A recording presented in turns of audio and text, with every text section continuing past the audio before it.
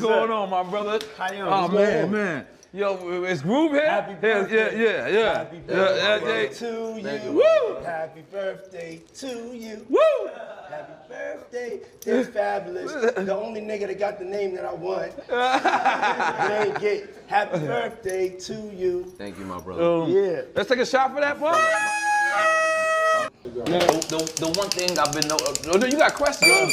Groove, let's go. Come here, Groove. Yeah, Fab. Fab talking to Floyd in fifth. Hey, yo, Rastafari. Hey, yo. Fab walked in. Don't do that. Yeah, that's what I said. That's why I said let me pick it We up. was talking to That's why I said I Floyd. gotta pick it up from right there. This why I gotta pick it up from right there. Look at this nigga. Fab did Groove. Go ahead. No, Groove. Kid killing. Look. Come tell the story. Listen, Groove, you helped me build that beautiful, nice guy, Rastafari brand of yours, huh?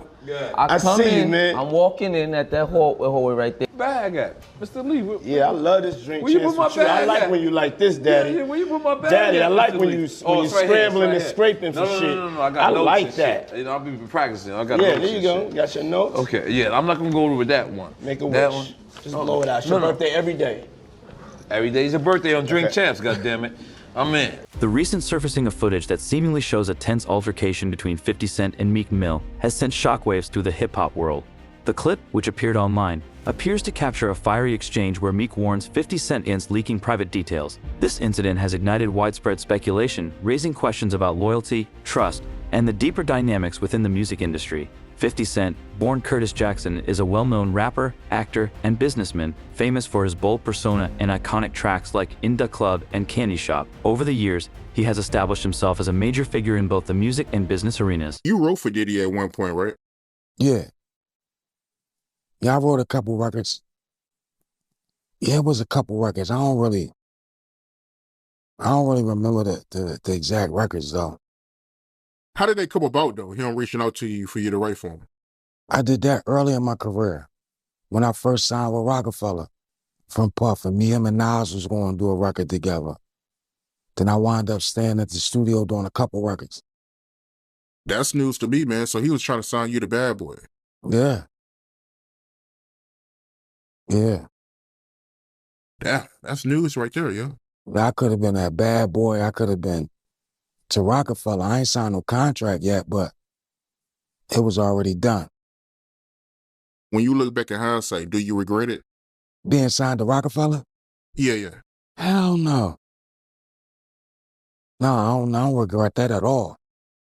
So when you look back at your career, knowing that you could have been at Bad Boy or Rough Riders, you still, you can go back, you would still sign. You listen to that question you just asked me. Maybe Rough Riders. But right now, in hindsight, looking at things, right. Nah. Nah. I feel you, man. I feel you. But I gotta ask you, man. I gotta ask you this. How you feel about the situation Diddy going through right now? Man. It's wild. You know, y'all got that game pause. They stopped saying pause and now it's no Diddy. That's a bad joint. That's bad. Have you ever been to his parties? Not one. Not one. Not one. Ever. Yo, have you heard about him, though? You hear about them parties? Nah. That wasn't for me. No, sir. What you hear about him? Same thing everybody else heard about him. Meek Mill, born Robert McWilliams, is a respected rapper and activist recognized for his powerful lyrics and dedication to criminal justice reform. Despite his own legal struggles and controversies, he has maintained a strong presence in the music industry. The recently released footage reportedly shows a private conversation between 50 Cent and Meek, where Meek cautions 50 against revealing certain sensitive information. While the exact details of their exchange remain unclear, it's evident that Meek is wary of confidential matters being exposed without his approval. And Fab and Jada and everybody, they made a compilation video of you because they said you were sounding real suspect on the interview. Yeah. Did you see that? Of course I didn't see it. No, I didn't see it. You didn't see it? I swear to God. Come on, man. You saw that on World Star and on the gram. Check this out. when they started playing the game, the pause game, I would definitely. That came from Harlem too, by the way. Yeah, it came from Harlem. I definitely would say ooh, the crowd would be like, whoa, did he just say that? Did you the compilation? Nah, I was coming off of being in Miami a night of partying. I don't really remember what I was saying. You know what I'm saying? Would you like a reminder? Yeah, sure. Play some. Hey, yo, listen, yo, I love it all. I love it all, man. I like when you like this, Daddy. Yeah, where you put my bag? Daddy, I like when you it's right here, scrambling it's and right here. scraping for shit. No. That was you. Scrambling. What? You said, I like when you do it like that, Daddy. When you scrambling and scraping for shit. Nah. I mean, I was You don't called, go back and look at that stuff and laugh? I mean, it could be funny. I don't really be on it like that. Yeah, you know what I'm saying? yeah. Like. I'm you sure know, we can put Charlamagne's compilation against Diddy's We compilation. have a bunch. We put. Charlamagne. Yeah. I mean, I also don't do it because I know I'm bad at the game. I know I say like reckless stuff out my mouth that's just not maybe adding up to with somebody who's homophobic, but I'm not homophobic and I really don't care. You know what I'm saying? But I'm bad at the game, and it's probably hilarious. I would love to see it. I would love to see the video compilation. It's hilarious. 50 came up here and he was giving you flack for the asking Fab the parties. Go ahead. Why won't you party with me for your birthday, man? We partied for my birthday before. You came to my party. No, but me and you ain't never really party. You know what I'm saying? I asked 50 about that, and he said you did the same thing to him. You asked him to take him shopping. I'm a nice guy. Yo, why are you and Fif just? Hey, yo. Why y'all not? Hey, yo, I don't have no beef with I don't know why. With Fif. He loves me. He loves me. Do y'all really can't have see a it? beef? I mean, y'all can't see it. No, we can't see Y'all it, can't man. see that he loves me? But see, You really, hold on, you really think that's hate? When you really break it down, you've been out here a long time. You know he loves me. I don't think he like you. You know he loves me. I don't think he like you. Okay. But why? But why not? Y'all both passionate. Y'all both. I don't know. Yo, check this out. I don't know. Like, y'all I don't. both the same. No, we are not. Okay, we are not the same. But I mean, we are as not far as cut the way from the you same guys cloth. work and work hard. Yeah, and I mean, I respect that. I don't never hit him with no, nothing. I don't even think of no other man. Besides, if I'm thinking about another man, I'm thinking about uplifting. I'm not thinking about all that. All them gnats, they can't really touch me. Y'all, at the end of the day, y'all see and y'all know what it is. Mm-hmm. The track record. Y'all know the business acumen. When he does that, it's like funny to me. I don't really take it personal. I know he has a different sense of humor, and he's just not in my life. We don't have to never cross paths, and I will never say nothing negative about him, because that's just not me. It feels like something must have happened, though, like that we just don't know about behind the scenes. He loves me. That maybe a situation, a deal went bad. Nah, I don't know what it is. Sometimes people that feel like they don't like you and they act like that, they really love you. Like I'm not like, just saying it to say, But I mean, it's something about me that has them on me all the time. And I'm not going nowhere. Following the video's release, speculation and rumors have spread rapidly online. Fans and media outlets have offered various theories about what Meek Mill might be trying to protect, ranging from personal matters to industry-related secrets. However, without more context or confirmation, these claims remain speculative. Social media has played a crucial role in amplifying the controversy, with the video quickly going viral and attracting millions of views. This sparked heated debates among fans and industry insiders. The speed and reach of social platforms have made them powerful tools for spreading information and influencing public opinion.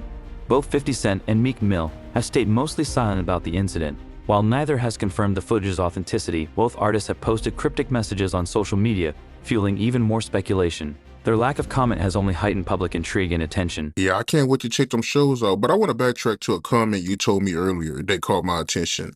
You gave a shout out to the Pirus. I had no idea. You a Piru? I was just playing when I said on Bloods and Crips, meaning like I'm serious. That was a kind of a joke, like on Bloods and Crips, cause I was just joking. Cause I said on Bloods and Crips, cause I was joking. Meaning like I'm so serious, I put it on everybody. Like, but you actually a Piru, right? Because I know I came across an interview that Wack did, and he was very adamant about you being a Piru. I had no idea, man. That's something new to me, yo. I had no idea you was a Piru. and now doing positive things with the gangs is crazy. Our new company, Gang Up, is a company that'll actually, I think, open up more opportunities than ever for every gang all over, with some of the stuff that we're gonna implement into this new campaign. So I really can't wait for everybody to see that. So they see that if you were affiliated or a part of a gang, or are now because you're young. Usually when you're gang banging, it's like from like 12 to like 18, and then you kind of go into college and have babies. But and it's instilled in you forever. But I think that with these new opportunities, that myself, Donut, and the new team that we're working on now, it'll definitely, I think, change where we are now in gangs and give them a new approach and something else to look forward to. Yeah, that's dope, man. Salute to you for that, man. But you being a Paru, how did that come about? Did you get put on, or how did that work?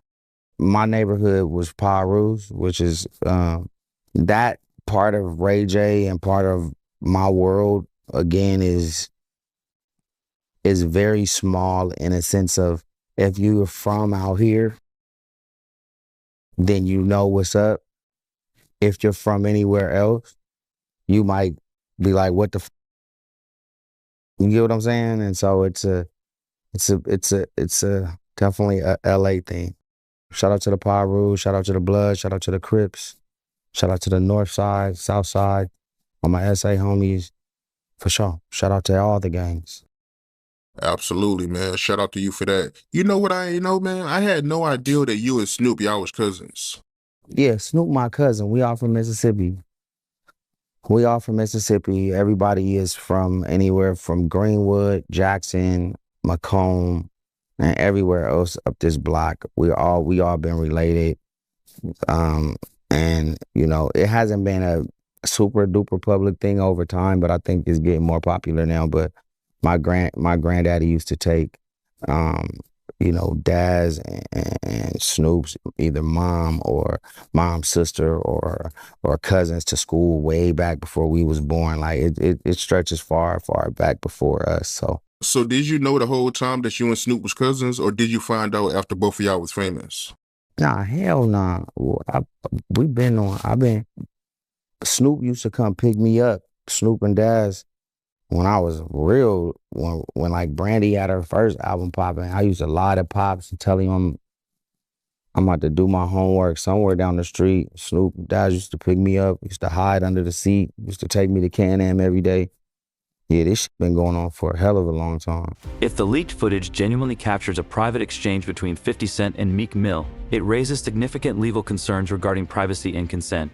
Recording and distributing private conversations without the consent of all parties involved could lead to serious legal repercussions, including potential lawsuits for invasion of privacy or defamation. This alleged confrontation highlights the complexities of relationships within the hip-hop industry, where collaboration and alliances are common, yet rivalries and conflicts often arise due to competition and egos. The leaked video provides a rare insight into the dynamics of these relationships and the tensions that often exist behind the scenes. At the core of the controversy is the issue of trust and loyalty. In the music business, artists depend on tight-knit circles of friends, collaborators, and advisors to navigate its complexities. When that trust is broken or questioned, it can lead to significant professional and personal fallout. It's just not okay. And, when somebody is around somebody and we're counting on them to be one of our leaders in a space that we're all trying to get to, that's not acceptable to do. And, it's not okay. I mean, it might be forgivable in the sense of a spiritual realm of life, or forgive everybody, but it's unforgettable. And that's where you just draw the line on friendship and hanging out and supporting and being cool. It's like, niggas, it's done, and that's it. Yeah, that video was out of pocket, man. It should never get to that point where you stumping a female, man. It's not okay, man. And it's not something that not okay. Niggas is not cool. Period. You knowing Diddy personally, was you surprised when you seen that video? Heartbreaking. I've never seen nothing like that. I've never seen nothing like that in the history of my life. So that's a new for me. I don't know what kind of demon you are, but you know, somebody need to motherfucking form an exorcism fast. Yeah, I feel you, man. I mean, I'm still in disbelief about what I seen. To see him kicking her like that, man. Yeah, that was crazy, man. There's there's no place in that. And for somebody like me or anybody to say what I'm saying, they better not have had something like that happen. You get what I'm saying? Because now they even put their whole self at risk with being honest. You know what I'm saying?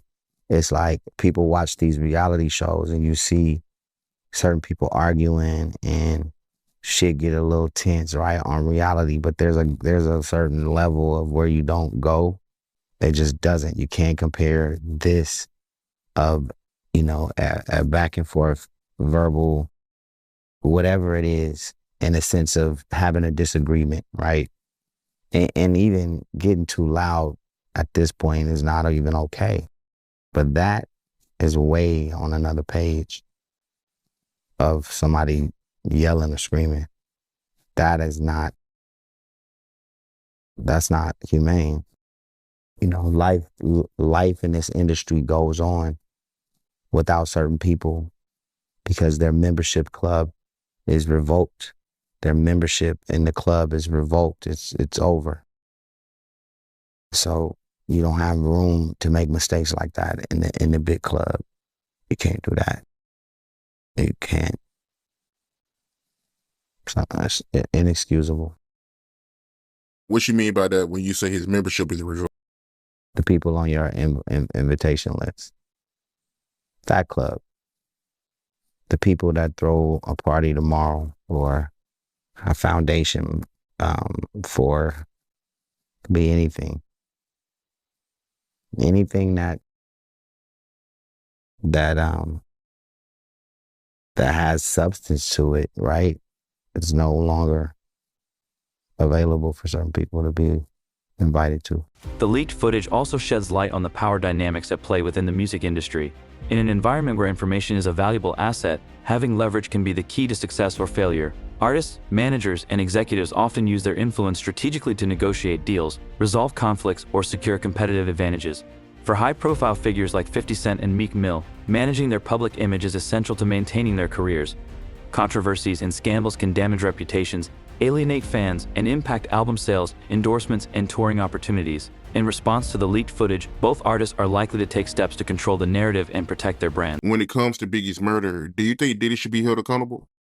No doubt.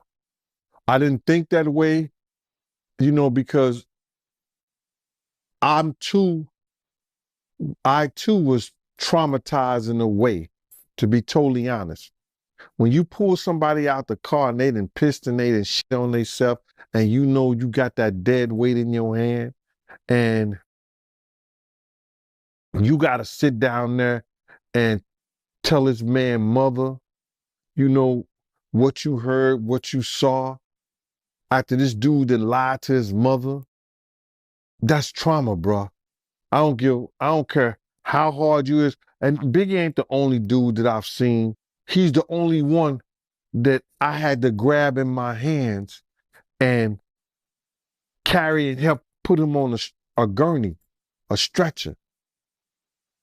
He's the only one that I gotta constantly hear his music on the radio.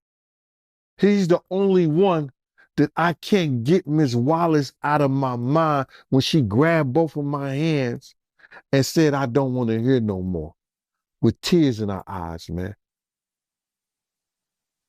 To have an experience like that for probably and arguably the world's greatest rapper of all time, he's responsible for not having enough security. He's responsible for having Big there. He's responsible for not listening to security by telling them, if we go to this party, one of us gonna die tonight. Somebody gonna get killed tonight. They coming to kill us, Puff. Ain't no party you should go if you feel or you told that you may not go home. And I didn't feel that way at first until I heard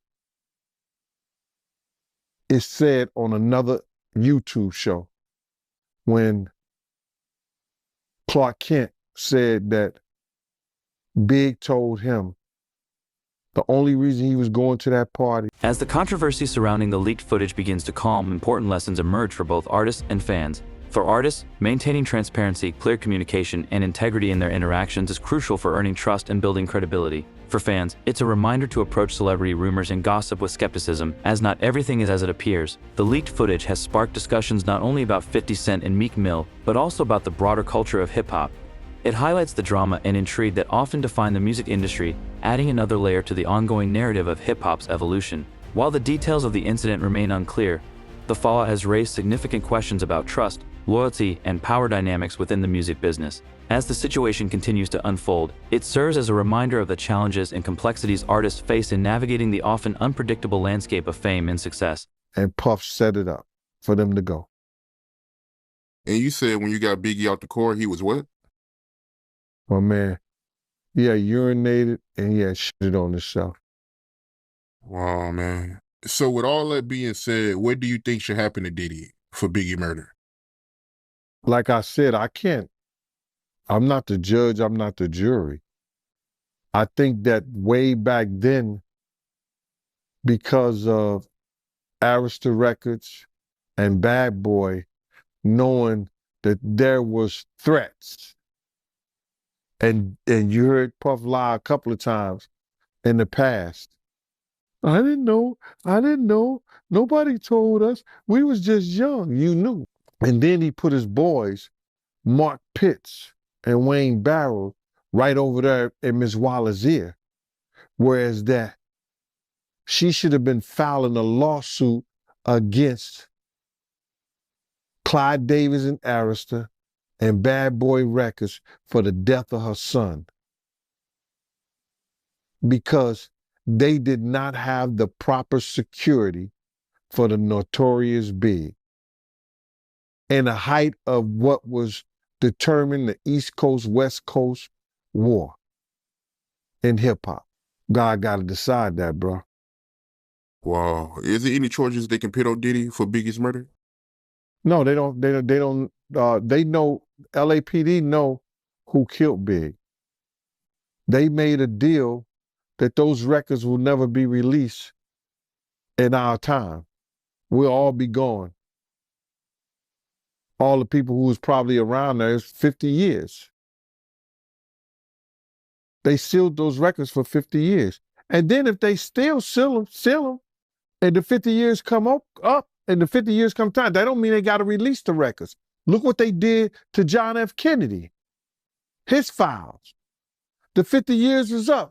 What they went back and they closed it. They closed it back again. The leaked footage involving 50 Cent and Meek Mill underscores the growing importance of privacy and consent in today's digital era. With the widespread use of smartphones and social media, private conversations and interactions are more susceptible to being recorded and shared without permission. This raises significant ethical and legal concerns regarding individuals' right to privacy and the unauthorized spread of personal information. The incident also highlights the need for stronger cybersecurity measures to protect against unauthorized access to sensitive data. Celebrities and public figures, such as 50 Cent and Meek Mill, are especially vulnerable to hacking, phishing, and other cyber threats. Investing in robust cybersecurity protocols can help protect their personal and professional data from malicious intrusions. Do you think Diddy can come back from this? Because a lot of people saying it's over for him. Oh, it is over for him. Come back to where? To be in the entertainer business? Listen to me, man. And I don't want to bring this guy's story up because it's old.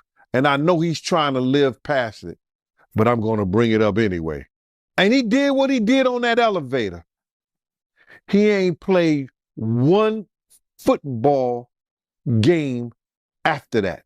Nowhere that I know of. He may have went overseas and played or something like that. I don't know that to be true. But he didn't play in the NFL, a hell of a running back. He ain't played not one down in the NFL after that. No endorsements. Nobody's going to have anything to do with old boy. Because, bruh, he's such a narcissistic that he couldn't stand not being somewhere and not being seen. His whole life, his whole career was about him being seen in the public.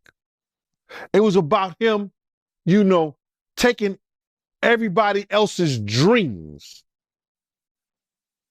and making them his. And now, him nor his kids would profit from anything. His kids is gonna suffer behind this. Wow, man, that's crazy to hear, man. And you knowing Diddy, you think it's a good chance he might take his life? He was talking about taking his life at the City College thing. Yo, D. Ferg, ASAP Ferg's father, say, yo, man, we gotta watch him, man. This nigga talking about killing himself. I said, let him. And he said, Eugene, why you say that? I said, man, listen to me, man. He ain't no good to nobody if he talking about hurting himself. His life don't belong to him. His life belong to God. What he should be trying to do right now is work his way towards God now, for real, and not that devil we've been worshiping. The leaked footage raises important questions about media ethics and responsibility. While the public has a genuine interest in the actions of public figures, ethical considerations must be taken into account, especially regarding the privacy and dignity of those involved.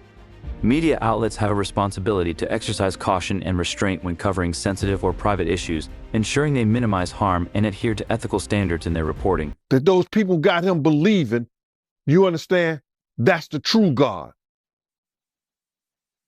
Because everything from what I know, since I've been around him, you know, everything that's going forward has been that of the devil. Everything has been of the devil. And he's been leading not only himself, our people, into some kind of damnation through his actions. Yeah, I'm just in disbelief, man. I mean, to see his downfall. I mean, he been on a long run, man. So, you know, to see this is crazy, man. I mean, how long has he been famous? Nah, so you got to realize he didn't get his fame until after he made that, you know, remember, you got to remember this, Mighty. I said he created the atmosphere, you understand, for Suge Knight to go to jail, because that's what came out of his mouth. So that didn't happen. His fame he didn't really come famous until after the death of Tupac and the Notorious Big, brother. So that's like 97. He went on that whole Bad Boy tour with the #1 song in the world, Missing You, where he stole the thing from Sting and the music from Source Money, the lyrics from Source Money. Didn't even want to pay that man his money. Waited all those years to pay that man his money. He's the cause of a lot of people's death, and people ain't gonna see it the way I see it. But when you steal somebody's dreams, Black Rob probably could have changed his life. Probably could have changed the way he thought. Probably could have changed the way he was doing business if he wouldn't have stole G-Dep from him and not try to steal his music. Use him in the way that he used Craig Mack to catapult the Notorious Big. Craig Mack's life could have been changed if he would have never set up the atmosphere and had Big out there in California. The incident also highlights the wider culture of celebrity and fame in a society that thrives on gossip and scandal. The boundaries between public and private life are becoming increasingly blurred, leading to potential harm for individuals' mental health and well-being. Constant scrutiny and invasion of privacy can take a significant toll on those in the public eye. The Notorious Big life may still be here. If he wasn't trying to put the Bloods against the Crips, well, they was already against each other anyway, but use the Crips. Maybe Tupac wouldn't have never had that altercation. But if ands, and buts were candies and nuts, like I always say, Christmas would be every day. And I understand that. But he set up the atmosphere for a lot of people. Wolf set up the atmosphere between him and BMF. That's why he getting that smoke. Sauce Money, you brought his name up. He had an issue with Diddy? For years. Sauce Money is the one who wrote that Missing You, bruh. The #1 song for a long, it was a #1 song on Billboard.